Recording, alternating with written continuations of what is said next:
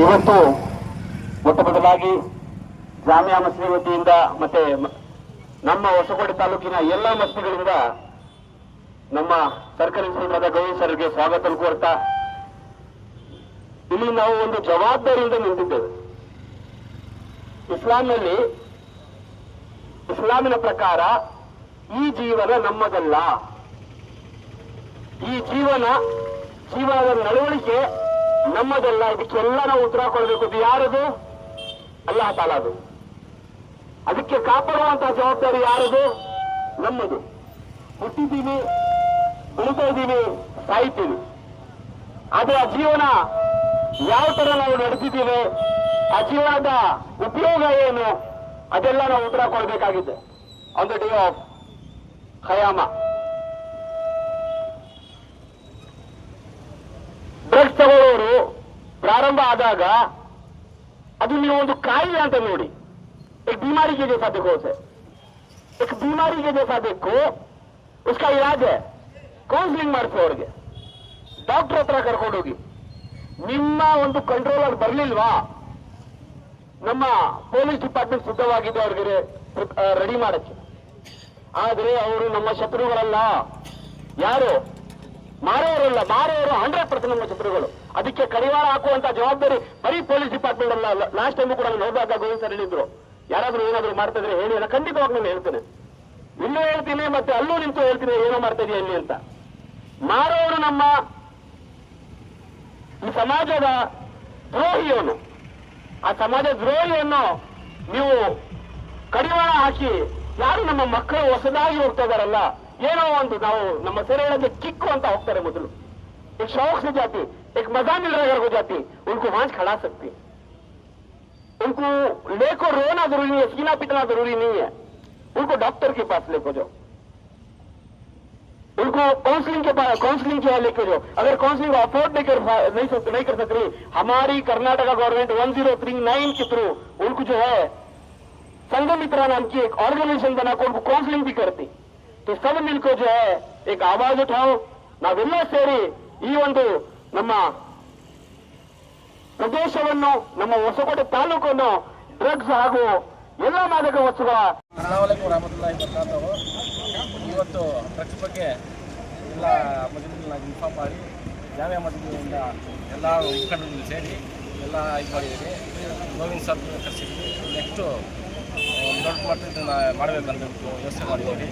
ಎಲ್ಲ ಮಸೀದಿ ಎಲ್ಲ ಸೇರಿ 5,000 ಜನ ಸೇರಬೇಕು. ಎಲ್ಲ ಜನಕ್ಕೆ ಸೇರಿಸಿ ಮಾಡಿಸೋಣ ಅಂತ ಡ್ರಗ್ಸ್ ಮುಕ್ತಾಯ ಇದು ಮಾಡ್ತಾಯಿದ್ವಿ. ಎಲ್ಲರೂ ಸಾಥ್ ಕೊಟ್ಟಿದ್ರಿ, ಮೀಡಿಯಾವರು ಎಲ್ಲ ಸಾಥ್ ಕೊಟ್ಟಿದ್ರಿ. ಎಲ್ಲರಿಗೂ ಧನ್ಯವಾದಗಳು. ನೇಮ್ನ ಪಟ್ಟಿ ಕೊಟ್ರೆ ಅವರ ಮದುವೆಗೆ NOC ಕೊಡಲ್ಲ ಅಂತೇಳಿ ನೀವು ಅದನ್ನ ಮಸೀದಿಯಲ್ಲಿ ಘೋಷಣೆ ಮಾಡಿಸ್ಬಿಡಿ. ಎಲ್ಲ ಕಂಟ್ರೋಲ್ ಆಗೋಗ್ತದೆ. ಹೆಸರು ಸೈಯದ್ ಅಯಾಸ್ ಪಾಷಾ ಅಂತ. ನಾನು ಜಾಮಿಯಾ ಮಸೀದಿ ಜಾಯಿಂಟ್ ಸೆಕ್ರೆಟರಿ ಆಗಿದ್ದೀನಿ. ಇವತ್ತಿನ ದಿವಸ ನಮ್ಮ ಉದ್ದೇಶ ಏನಂದರೆ, ಡ್ರಗ್ಸ್ ಮುಕ್ತಾಯ ಹೊಸಕೋಟೆಯಲ್ಲಿ ಕೂಡ ಮಾಡಬೇಕು ಅಂತ ನಾವು ಎಲ್ಲ ಮಸೀದಿ ಮುಖಂಡರು ಹಾಗೂ ಎಲ್ಲ ಯೂತ್ ಎಲ್ಲರೂ ಬಂದು ಇವತ್ತು ಒಂದು ಸಂದೇಶವನ್ನು ಕೊಡ್ತಾರೆ. ಅದೇನು ಉದ್ದೇಶ ಅಂದರೆ, ನಾಳಿಂದು ಜನಕ್ಕೆ, ನಾಳಿಂದ ಭವಿಷ್ಯಕ್ಕಾಗಿ ನಾವೆಲ್ಲ ಇವತ್ತು ಹೋರಾಟ ಮಾಡಿದ್ದೀವಿ. ಇದರ ಫಲ ಇವತ್ತಿಲ್ಲ ಅಂದರೆ ನಾಳೆ ಬರುತ್ತೆ ಅಂತ ನಾವು ಗುರಿ ಇಟ್ಕೊಂಡು ಹೊಸಕೋಟೆ ನಗರ, ಹೊಸಕೋಟೆ ತಾಲೂಕಲ್ಲಿ ಎಲ್ಲ ನೀವು ಗಮನಿಸಬೇಕಾಗಿದೆ.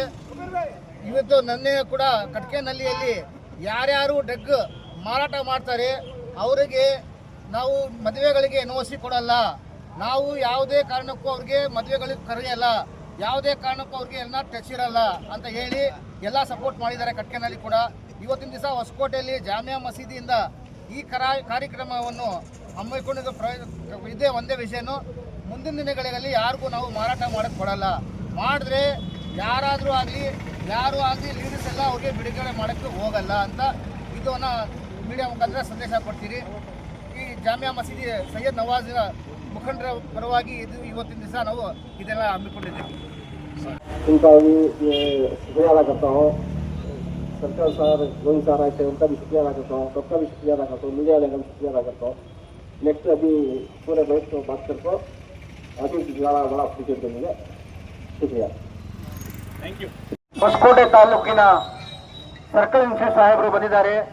ನಾವು ಅವ್ರಿಗೆ ವಂದನೆ ಹೇಳ್ತಾ ಇವತ್ತಿನ ಎಲ್ಲ ಜನ ಬಂದಿರೋದ್ರಿಂದ ನಮ್ದು ಒಂದೇ ಗುರಿ, ನಾವು ಡ್ರಗ್ಸ್ ಮುಕ್ತ, ಈ ಮುಕ್ತವನ್ನು ಮುಗಿಸೋಕ್ಕೆ ಇಡೀ ಹೊಸಕೋಟೆ ಮಸೀದಿಗಳು ಮುಖಂಡರೆಲ್ಲ ಒಂದೇ ನಿಮಗೆ ಕೋರಿಕೆ, ಅದೇನಂದ್ರೆ ನೀವು ಏನು ಸಹಕಾರ ಮಾಡ್ತಾ ಇದ್ದೀರಾ ಇದು ಡ್ರಗ್ಸ್ ಮುಕ್ತ ಮಾಡಕ್ಕೆ, ನಾವು ಸಹ ನಿಮ್ಮ ಜೊತೆಯಲ್ಲಿ ಕೈ ಜೋಡಿಸಿ ನಿಮ್ಮ ಜೊತೆಯಲ್ಲಿ ಇರ್ತೀರಿ ಅಂತ ಈ ಸಂದರ್ಭದಲ್ಲಿ ನಾನು ಹೇಳಕ್ಕೆ ಇಷ್ಟಪಡ್ತೀನಿ.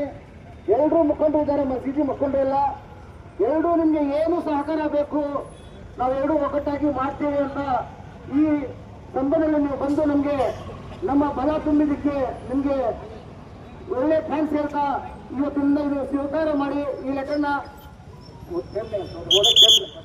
ಇದಕ್ಕೆ ನಾನು ಜಾಮಿಯಾ ಮಸೀದಿ ಸದರಾದ ನವಾಜ್ ಅವ್ರಿಗೆ ಹೇಳ್ತೀನಿ. ಆದರೂ ಅಂಜು ಬೈ ಅವರೆಲ್ಲ ಮುಂದೆ ಬಂದು ನಮ್ಮ ಮುಖಾ ಮಸೀದಿ ಸೆಕ್ರೆಟರಿ ಸಾಹೇಬರು ಇದ್ದಾರೆ, ಫಾಜಿಲ್ ಸಾಹೇಬರು, ಇದು ಮದೀನಾ ಮಸೀದಿ ಏಜಾಜ್ ಸಾಹೇಬರು ಇದ್ದಾರೆ, ಅವರೆಲ್ಲ ಬಂದು ಸಾಹೇಬರಿಗೆ ಅದೇನು ಮನವಿ ಪತ್ರ ಇದೆ ಅದು ಕೊಡಬೇಕಂತ ಕೋರಿಕೊತೇನೆ.